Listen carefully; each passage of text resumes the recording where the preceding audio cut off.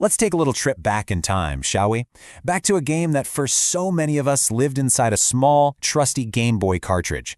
We're not just going to revisit the world of Johto as we remember it, though. We're going to pull back the curtain and look at the hidden code, the secret language that was running everything behind the scenes and shaping our entire journey. You know, to us, Johto was this sprawling world of adventure. But to the tiny processor inside the Game Boy, it was just a series of numbers and rules. And it's right there, in those rules and limitations, that we find the really fascinating stories. The little ghosts in the machine that made these games so incredibly special. So let's dive in. All right, so the first thing that made Gold and Silver feel so different was time itself. For the first time, the world of Pokémon wasn't frozen. It actually lived and breathed right alongside us. And the secret to this magic was a tiny piece of hardware tucked away right inside the game cartridge. Yeah, this wasn't just the game counting seconds. There was a dedicated chip in there, kind of like the one in a digital watch, that kept real time. And it changed everything.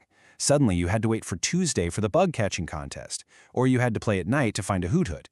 It connected the game to our world in a way that felt completely new and alive. But here's the thing, that living world was incredibly fragile.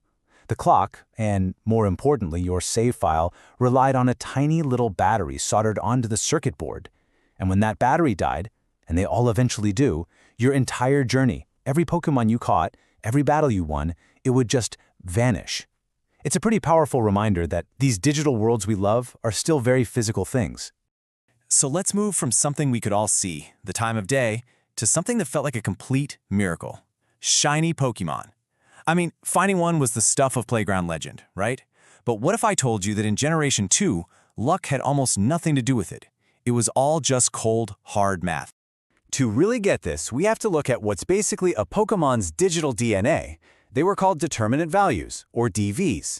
You can just think of them as hidden numbers, from 0 to 15 for each stat. They determined how strong your Pokémon could be.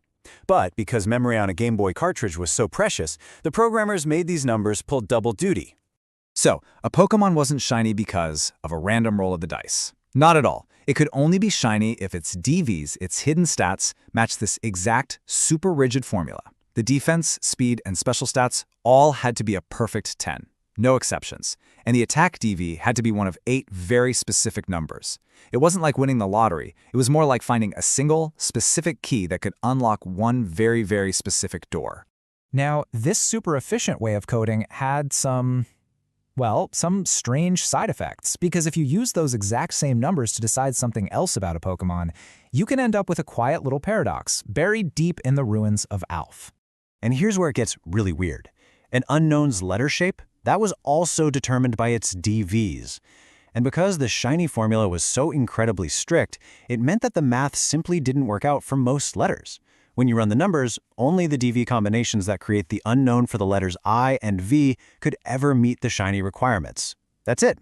24 other letters of the alphabet were completely locked out from ever being shiny, all because of the game's own internal logic.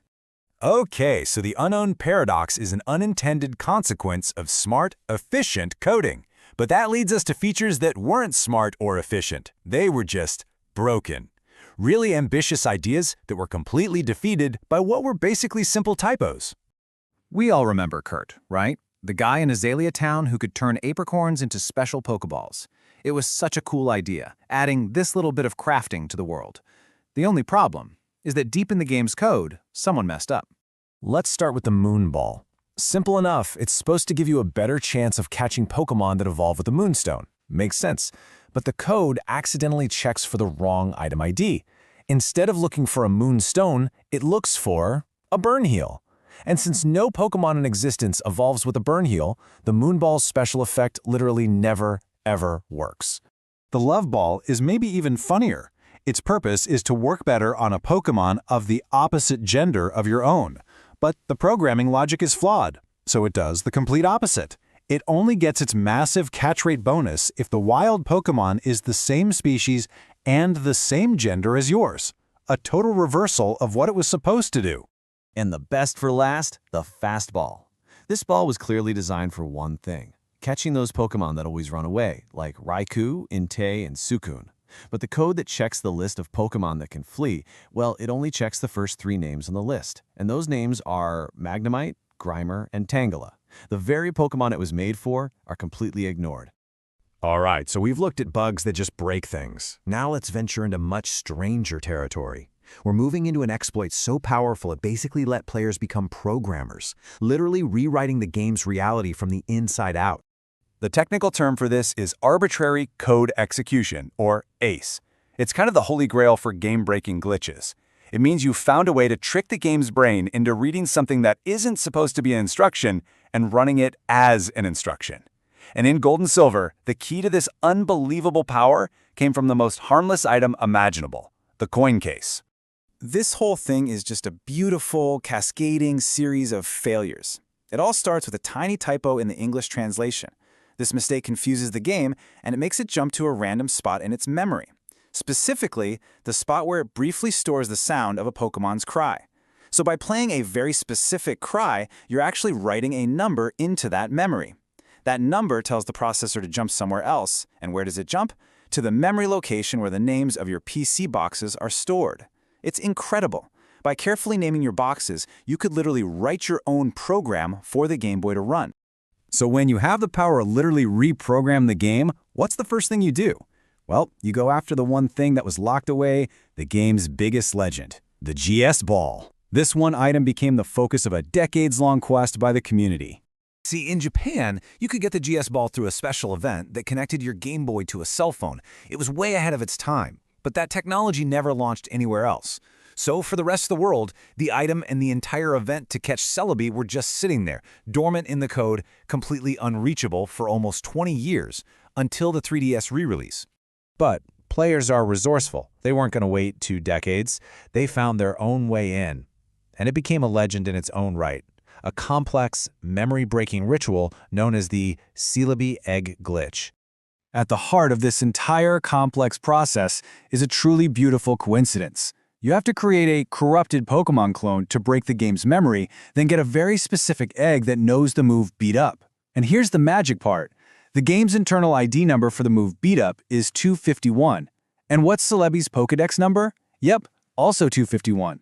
By corrupting the game's memory in just the right way, you could trick the game into reading the move ID as if it were the species ID, causing the egg to hatch into Celebi. So to wrap up our journey, let's look beyond the game we actually got, and instead look at the ghost of a game that was lost to time. Back in 2018, a prototype demo from 1997 leaked online, and it gave us a peek into a radically different vision for Pokémon. And I mean, radically different. This wasn't just a few small changes. The entire world map was based on the whole of Japan. The starter Pokémon were completely different. Instead of Cyndaquil, there was a little fire bear called Honoguma. There were dozens and dozens of scrapped Pokémon designs, and even mechanics like a skateboard that were completely cut from the final game. It's just a fascinating look into the creative process. You know, we think of these games as these solid, complete things, but as we've seen, they're really just layers of code, full of compromises and mistakes and lost ideas. They're like digital fossils that tell the story of their own creation. It really makes you wonder, doesn't it? What other secrets, what other digital ghosts are still lying dormant, just waiting to be discovered in the games we thought we knew so well?